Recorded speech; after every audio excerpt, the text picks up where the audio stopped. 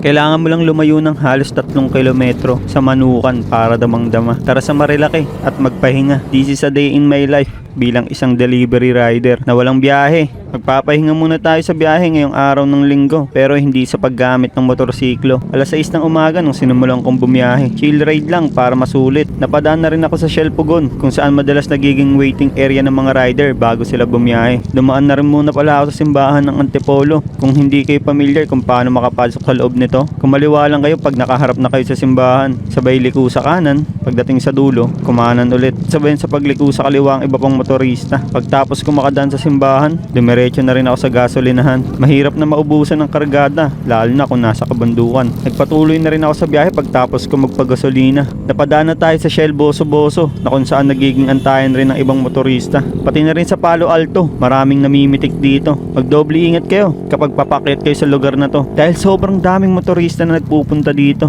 Pati na rin sa ibang mga kurbada na madadaanan nyo, tulad ng likuan sa Kubo, Small C, at Devil's Corner. Madadaanan na rin natin ang tinatawag na Manukan, kung saan ito talaga yung nagiging tambayan. Pero kailangan nating lagpasan dahil sobrang dami na rin ang taong tumatambay at mga motoristang naglalaro ng buhay-buhayan. Kailangan lang natin lumayo ng halos 3 kilometro para makahanap ng maayos na pwestuhan at makapag-setup ng pwede nating pagtambayan. Yo mga sir, nakalagpas na tayo ng Manukan. So kung gusto nyo magpahinga, kailangan nyo lang lumayo sa Manukan kasi nandun yung mga naglalaro na racing.